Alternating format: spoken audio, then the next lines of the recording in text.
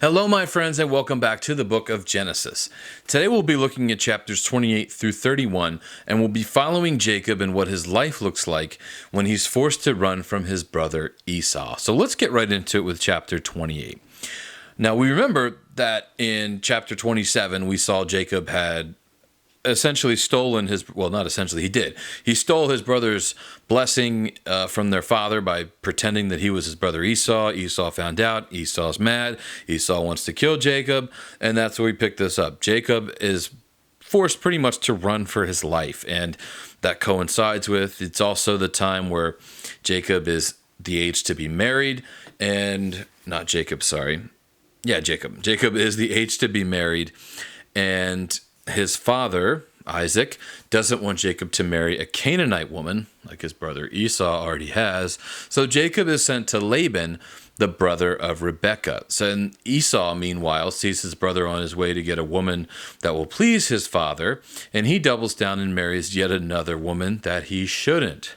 A daughter of Ishmael, who we'll remember was actually the somewhat, I guess we would call him, illegitimate son of Abraham, the child of Abraham and Hagar, when Sarah and Abraham kind of lost patience with God and decided to help him out. So then Jacob, he's on his way to Laban, and he dreams a dream. And if you read this passage, it's pretty interesting because he dreams this dream on a nice, comfortable rock pillow, which in itself already is difficult for me to wrap my head around. I've never laid my head on a rock that I thought was comfortable, but that's beside the point.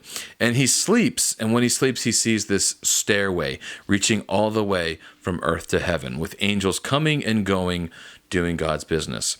The Lord speaks to him here. Young Jacob is stopped in his tracks. He realizes that God is real, God is here, and that God knows all about him, and he has a plan for his life. In the morning, Jacob takes that comfortable stone that he used as a pillow, and he stands it as a landmark.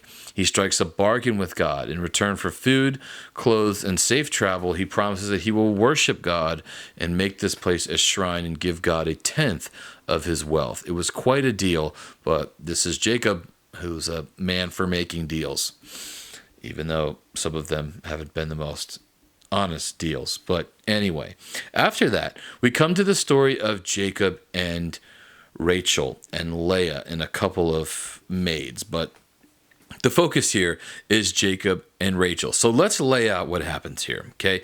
Jacob comes to Laban, who, remember, is the brother of Rebekah, who was Jacob's mother. And so Jacob comes to Laban, and he first meets Rachel. He sees her, he kisses her. As soon as he lays eyes on her, he knows that I love this woman. This is the woman I want to marry, and it just works out that she is also Laban's child, and everything is good. And so Jacob asks Laban to marry her, and he agrees to work for 7 years for her. And he says, in here we see that it seemed like just a few days. Everybody watching this, oh, that's so cute.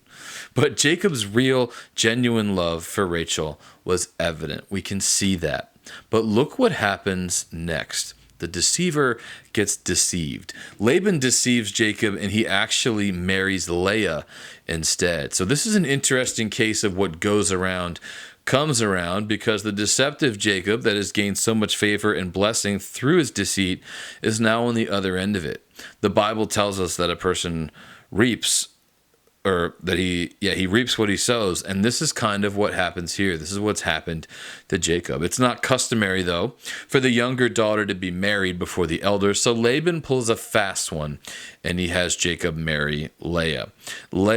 Jacob realizes that he's got no right for righteous anger, and what's done is done. So he sets out on making another deal with Laban, so he can also marry Rachel, the one that he wanted in the first place.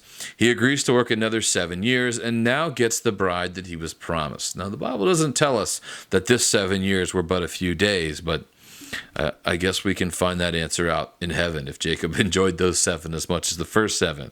But anyway, Jacob has now got the bride that he wanted. He's got Rachel. And so Jacob may have reaped what he sowed, but Laban's actions made things really difficult on Jacob's young family, and particularly on Laban's own daughter, Leah. And if we put ourselves in her shoes, we can see what she's living with now. She has a husband who doesn't love her, who never wanted her in the first place, and now he's also married to her sister, and she's married to him, and there's nothing anybody can do about it. And in the midst of all this, Leah starts to give Jacob sons. And if we know how babies are made, it seems that Jacob didn't hate Leah too much. But despite that, he still favored Rachel, even though to this point she'd been unable to have any children. So I don't want you to have to spend all day listening to me tell this story, because there's a lot going on here, and it's honestly, I think it's pretty self-explanatory. You can read through this and you should. So I will try to highlight kind of what happens here, highlight some main points, but there's a lot that happens in here. So make sure you do get this read. So while Rachel struggles to get pregnant, Leah gives birth to 6 sons and a daughter, half the tribes of Israel, including the royal tribe of Judah and the priestly tribe of Levi, and they will all honor Leah as their mother. Jacob also has 4 sons through his wives' maids, Bilhah and Zilpah. Only after many years of barrenness does Rachel finally give birth to Joseph and eventually Benjamin. Jacob proves to be a good and businesslike shepherd, as we see here, and under his management, Laban's flocks increase. When Jacob has completed the 14 years of service for his wives, Laban persuades him to stay on a while longer. Jacob can't get enough. So he stays on, and his payment is to keep any speckled or spotted sheep that are born in the flock. Laban immediately withdraws the goats that might father such offspring. Jacob breeds them anyway. He gets the animals to mate while looking at branches that he has speckled, a doubtful but God-blessed technique. And so in case if Jacob set these animals in front of speckled branches, thinking that that's going to make them have speckled children or spotted children, or. And so is there any science behind that? No, but there is God behind that, and God is looking out for Jacob. So over the period of the next 6 years, Jacob becomes very rich. All the strongest and best of the livestock are all born speckled, and for David. Or not for David, sorry, and for Jacob. So Jacob and Laban have now lost all respect for each other. The Lord tells Jacob that it's time to return home, and so without telling Laban, Jacob just gathers his wives and his children and his flocks, and he leaves. For extra protection, Rachel steals her father's gods. It takes Laban a week to catch up with them, but when he does, he makes a tear-jerking speech about wanting to kiss his grandchildren goodbye. He also wants his gods back. And so Jacob says, I didn't take your gods. No one here has taken your gods. Go ahead and search everything, and if you find them, I